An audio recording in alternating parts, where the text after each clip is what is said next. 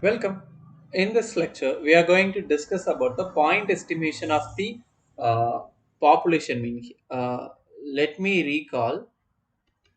Population mean is denoted as mu, and sample mean is denoted as x bar. Okay. So, with the help of this x bar, we will try to estimate the population mean and how the estimation works. That is what we are going to discuss now. Suppose,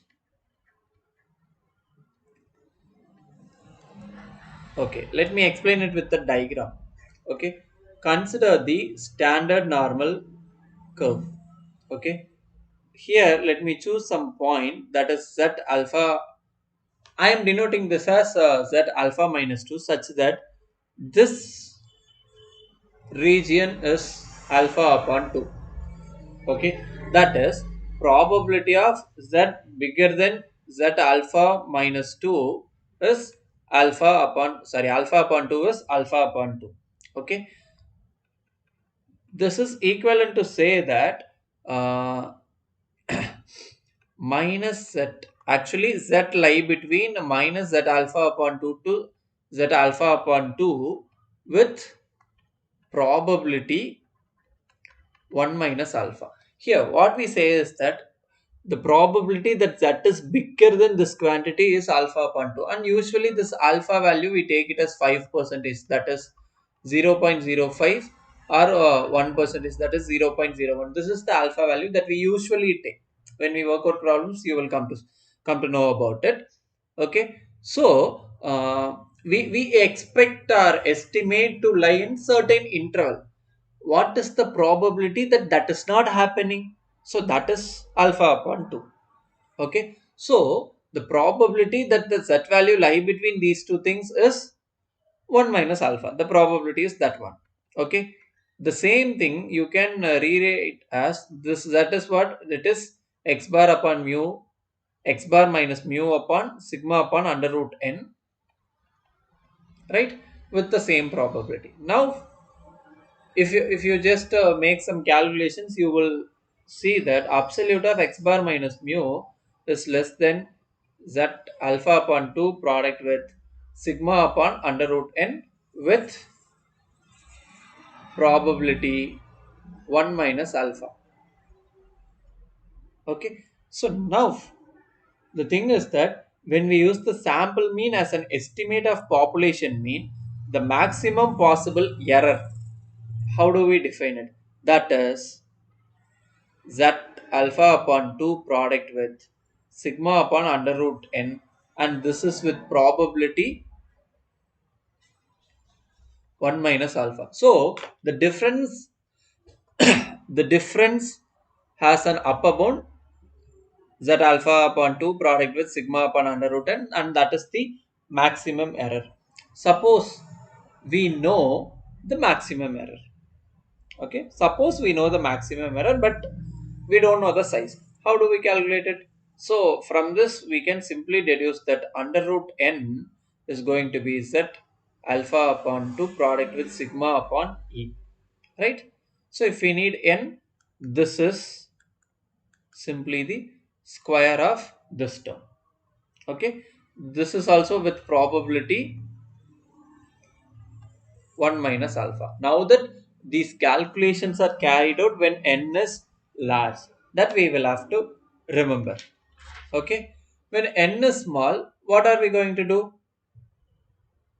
Okay, when n is small, we will assume the population is normal. Under this assumption, we will make use of t statistic. Okay, here the maximum error would be t alpha upon 2 product with s upon under root n. Since sigma is unknown here, sigma is what? Sigma is the population. Sigma square is population variance. Okay, and s square is sample variance. Okay, here the point estimation is done for the theoretical stuff is explained for two cases. The first one is when n is large. When n is large, we, with the help of standard normal distribution, we perform all the calculations. When n is small and standard deviation is unknown, we assume the population is normal. Okay, under that assumption, we make use of t statistic and perform the calculations. Okay, and when we use t statistic, we of course use the parameter nu, that is n minus 1. Okay, so whatever I have explained there is given here. Okay. Now we are going to solve a problem which says that a random sample of size 50 taken from a large population. So here n value is 50. Okay. Has a mean 11795. Therefore, our x bar is 11795. What can we assert with 95 percentage confidence about the maximum error? So 95 percentage confidence means uh, your 1 minus alpha is 95 percentage, that is 0.95. So from which we deduce alpha is 0.05. Okay, so what can we assert with 95 percentage confident about the maximum error when the sample mean is used as a point estimate of the true population mean? Here they have given that assume sigma is 135. Okay, now that we need to find, first of all, let us try to identify the uh,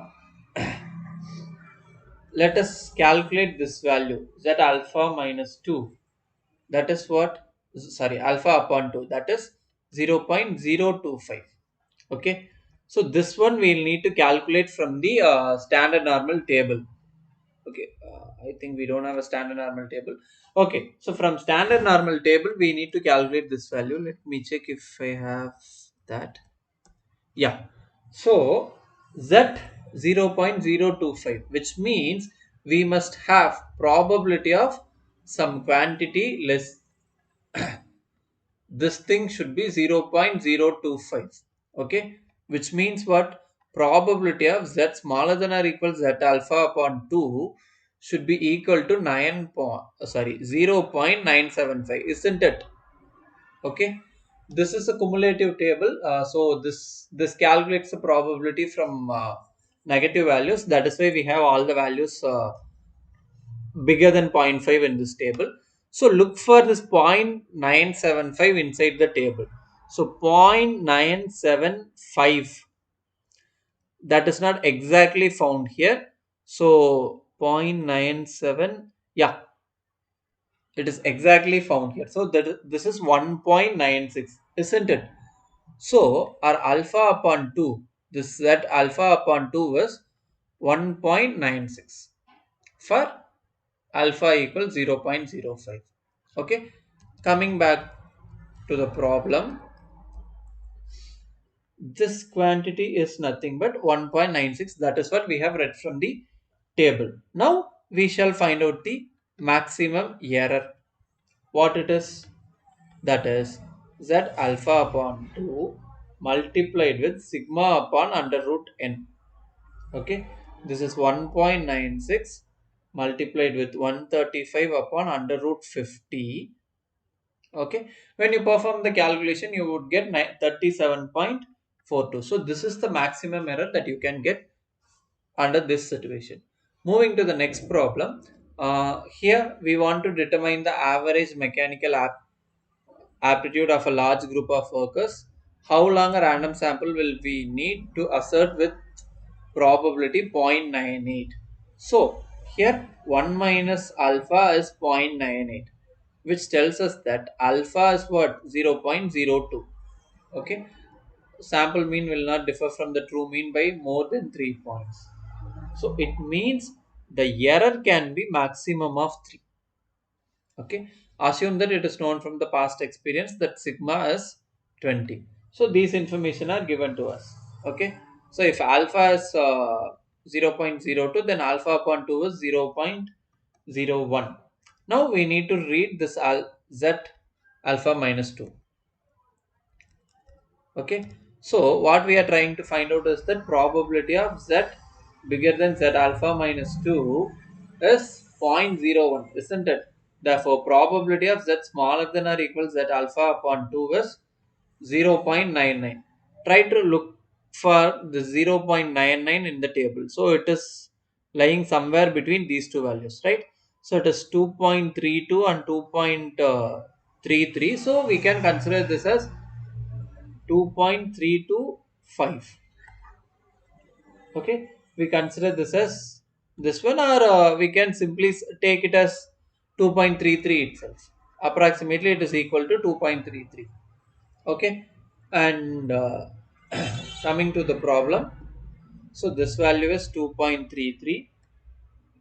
Okay, and we know that the maximum error is z alpha upon 2 product with sigma upon under root n. Okay, so maximum error is 3. This value is 2.33. This is 20 upon under root n. Okay, therefore under root n is what? 2.33 multiplied with 20 divided by 3. So n is the square of this quantity, isn't it?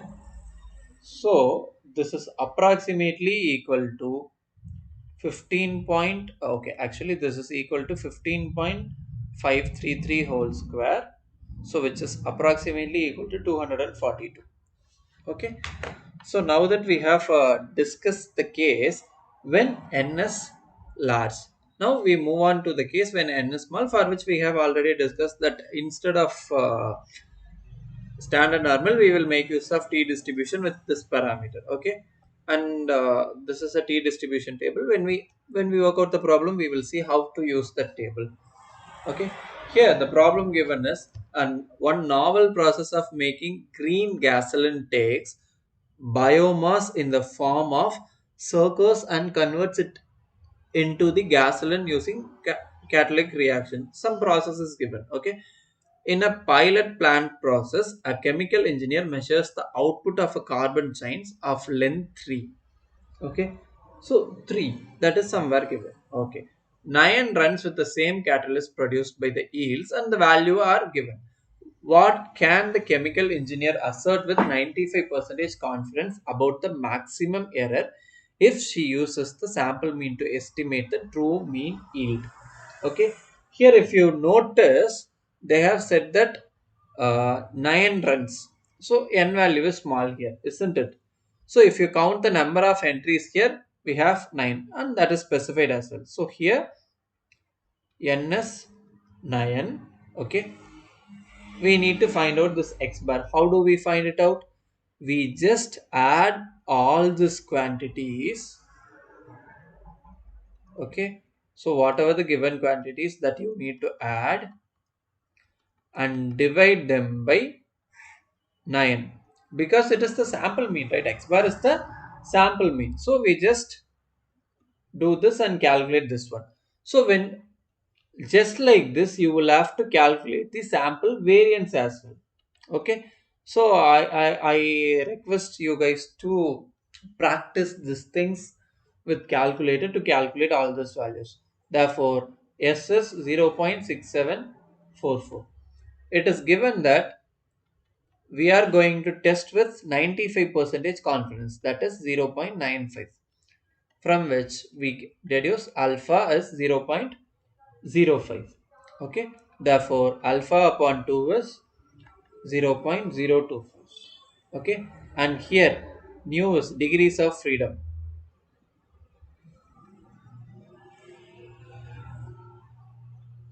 that is what? N minus 1, that is 9 minus 1, which is 8. Okay, now that we need to calculate t alpha upon 2 for this value.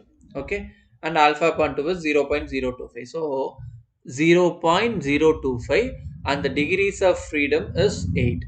So this is the value 2.3060. Okay, so this is 2.3060. Okay, now we will calculate the maximum error. Okay, E is T alpha upon 2 product with S upon under root n.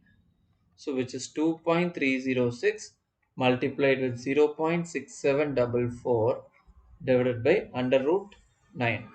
Okay, So on simplification, this gives you 0.5184.